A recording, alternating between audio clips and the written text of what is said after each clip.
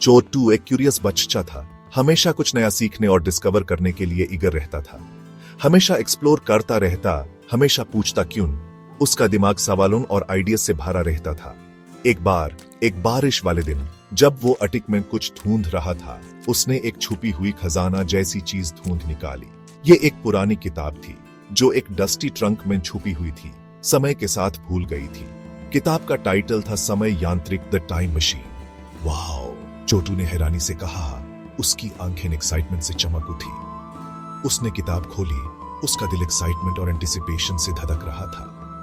किताब अजीब डियाग्राम्स और एक ऐसी भाषा में लिखी हुई थी जो चोटू को समझ नहीं आई, लेकिन तस्वीरें थी, ऐसी तस्वीरें जो 1000 शब्दों से ज्यादा बोलती थी। तस्वीरें एक शानदार मशीन की थी जिसमें घूमते हुए गियर्स और चमकते हुए लाइट्स थी जो उसकी इमेजिनेशन को कैप्चर कर रही थी। किताब में लिखा था कि यह मशीन समय में यात्रा कर सकती थी। चोटू इसे हुक्ड हो गया। उसका दिमाग पॉसिबिलिटी से भर गया। मुझे यह बनाना है, उसने अपने आप से कहा। उसकी आंखें वंडर और डिटर्मिनेशन से भरी हुई थी। चोटू ने दिन और रात दोनों किताब को पढ़ने में लगा। उसने टाइम ट्रैवल के साइंस के बारे में सीखा, वर्महोल्स के बारे में, स्पेस टाइम कंटिन्यूम और यूनिवर्स के मिस्ट्रीज के बारे में। जितना ज्यादा उसने सीखा, उतना ही ज्यादा किताबें पढ़ा अपने खुद के समय यांत्रिक बनाने के लिए, अपने खुद की टाइम मशीन। बस सोचो, उसने सोचा, डायनासोर्स के रूप में यात्रा करना और चोटू का एडवेंचर अभी शुरू ही हुआ था। किताब में डिटेल्ड इंस्ट्रक्शंस और डायग्राम्स थी जो बहुत ही मेटिकुलसली ड्रॉ और एनोटेट किए गए थे। हर पेज एक नॉलेज का खजाना था जो रीडर को टाइम मशीन बनाने की इंट्रिकेट प्रोसेस से गाइड करता था। चोटू, जो एक क्विक लर्नर था, उसने जरूरी मटेरियल्स कलेक्ट करना शुरू कर दिया। उसने बैकयार्ड को छान मारा, जो भी यूजफुल लगा सब उठाया। उसकी आंखों में डिटर्मिनेशन चमक रही थी जब उसने अलग अलग सोर्सेज से कंपोनेंट्स इकट्ठा किए।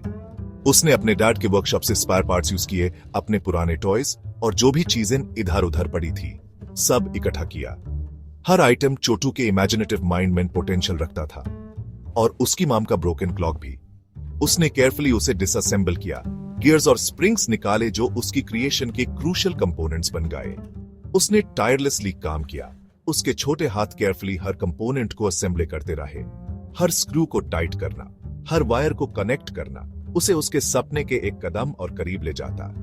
दिन हफ्ते बन गए और धीरे धीरे समय यांत्रिक शेप लेने लगा। जो पार्ट्स स्कैटर्ड थे अब एक कोहेरेंट स्ट्रक्चर बन गए थे जो चोटू की डेडिकेशन और हार्ड वर्क का प्रमाण था। यह बिल्कुल वैसे ही दिखता था जैसे किताब में था। एक सेंट्रल कैप्सूल के साथ एक कंट्रोल पैनल और उसके इर्द गिर्द एक स्पिनिंग रिंग ऑफ मेटल और लाइट्स। रिसेम्बलेंस अनकैनी थी और चोटू को एक सूर्य ऑफ प्राइड महसूस हुआ। आखिरकार वो दिन आ गया।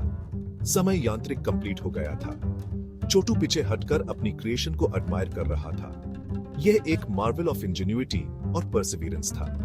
चोटू ने एक गहरी सांस ली और कैप्सूले के अंदर कदम रखा। इंटीरियर बिल्कुल वैसे ही था जैसे उसने इमेजिन किया था। बटन्स और लेवर्स से भरा हुआ, हर एक का स्पेसिफिक पर्पस था। उसका दिल नर्वसनेस और एक्साइटमेंट के मिक्स से रेस कर रहा था। यह वो मोमेंट था जिसके लिए उसने इतनी मेहनत की थी, उसके सब एफर्ट्स का कल्मिनेशन। उसने अपने आप को स्ट्रैप किया, अपने रूम को एक आखिरी बार देखा और स्टार्ट स्विच फ्लिप कर दिया। एंटिसिपेशन ऑलमोस्ट अनबेयरेबल थी। कंट्रोल पैनल की लाइट्स फ्लिकर करने लगे, उसकी ईयर्ड गर्ड मेटल रिंग स्पिन करने लगी, फास्टर और फास्टर, और फिर सब कुछ अंधेरा हो गया। चोटू ने अपनी सांस रोकी, इंतजार करते हुए कि अब क्या होगा। जब चोटू ने अपनी आंखें खोली तो एक तेज रोशनी ने उसे अंधा कर दिया। उसने इधर उधर देखा, परेशान था। उसका कमरा गायब था।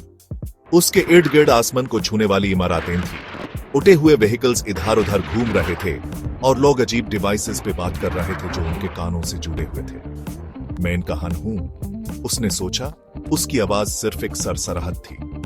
उसने अपने समय यांत्रिक के शीशे से बाहर देखा और एक बड़ी स्क्रीन पर तारीख देखी, 2126।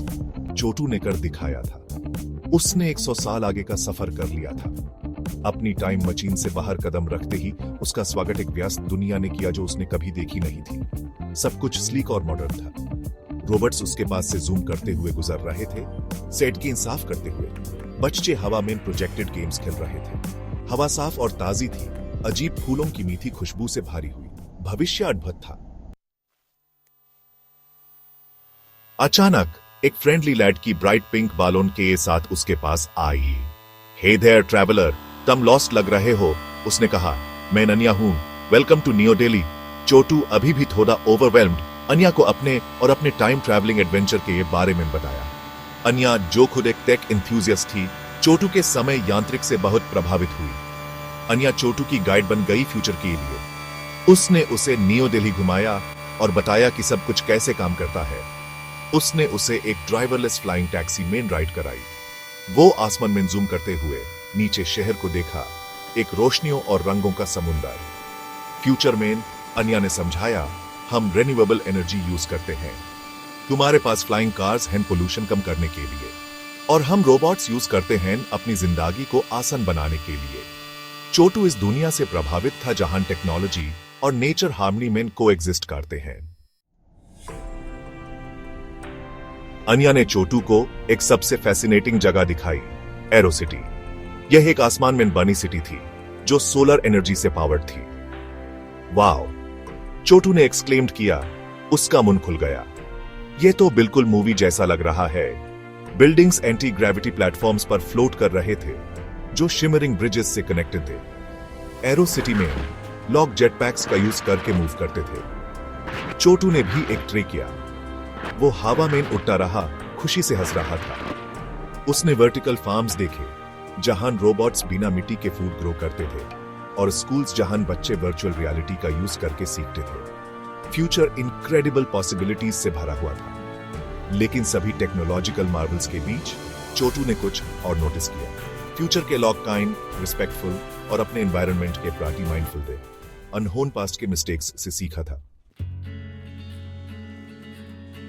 चोटू ने सीखा कि 21वीं सदी में लोगों ने कई समस्याओं का सामना किया था, प्रदूषण, जंगल कटना और क्लाइमेट चेंज। लेकिन उन्होंने अपने ग्रह को बचाने की जरूरत समझी। उन्होंने हवा और पानी को साफ करने के नए टेक्नोलॉजी इन्वेंट किए और हर जगह पेड़ लगाए। अन्या ने चोटू को न्यू दिल्ली के बाहर बनाए गए एक बड़े जंगल में ले गई। ये कभी एक बंजर जमीन थी, पर अब ये एक हरी भरी जन्नत थी। हम इसे सेकंड ग्रीन रेवोल्यूशन कहते हैं, अन्या ने गर्व से कहा। हमने सीखा कि हमें प्रकृति के साथ मिलकर जीना चाहिए, उसके खिलाफ नहीं। चोटू बहुत प्रभावित हुआ।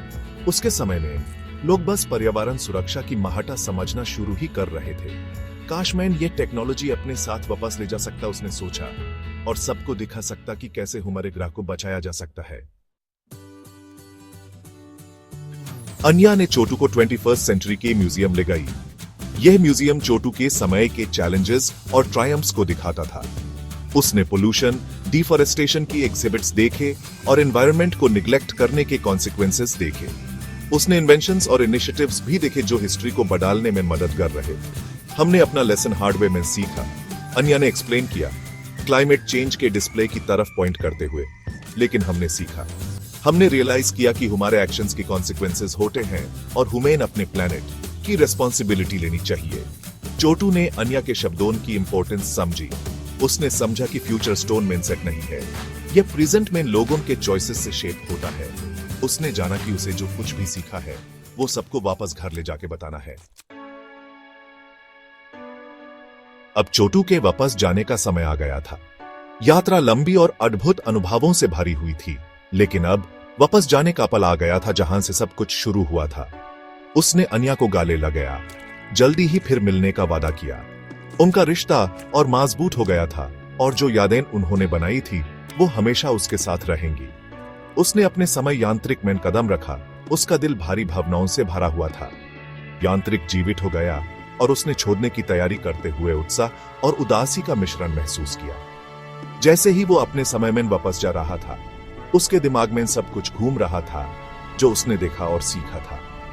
जो लोग उसने मिले, जो जगह उसने देखी और जो सबक उसने सीखा, सब कुछ उसके दिमाग में एक फिल्म की तरह चल रहा था। अपने कमरे में वापस आकर चोटू ने दुनिया को नए नजरिए से देखा। पहले से परिचित जगह अब अलग लग रही थी, एक गहरा अर्थ और एक नई सोच के साथ। उसने आविष्कार की शक्ति, स्थिरता की महत्ता और पर्यावरण की रक्षा की जरूरत को समझा। ये सिर्फ कॉन्सेप्ट्स नहीं थे, ये अब उसके जीवन का हिस्सा बन गए थे और अपने ग्रह के प्रति जिम्मेदारी को समझा। उसने जाना कि हर छोटी से छोटी क्रिया, चाहे कितनी भी मामूली क्यों न लगे, एक बड़े बदलाव में योगदान दे सकती है।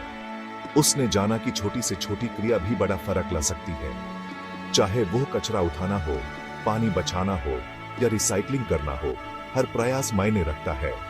छोटू की समय यांत्रिक यात्रा सिर्फ एक साहसिक यात्रा नहीं थी, यह एक सबक थी, एक जगने वाली पुकार थी। इसने उसे समय का मूल्य, इतिहास की महत्ता और भविष्य के लिए काम करने की जरूरत सिखाई। उसने जाना कि भविष्य उनके हाथों में है और उनके पास इसे रूप देने की शक्ति है। एक नए दिन का सवेरा आशा और अनंत संभावनाएं लेकर आता है और वो इसे रोशन बनाने के लिए प्रतिबद्ध था। हर कदम के साथ उसने एक सकारात्मक प्रभाव डालने का संकल्प महसूस किया। एक बेहतर कल बनाने का समय आ गया है, उसने सोचा, एक नए उद्देश्य के साथ जो उसके सर से पैर तक भर गया था। यात्रा ने उसे बदल दिया था और अब वो दुनिया को बदलने के लिए तैयार था। एक नए उद्देश्य के साथ जो उसके सर से पैर तक भर गया था। यात्रा ने उससे बदल दिया था और अब वो दुनिया को बदलने के लिए तैयार था।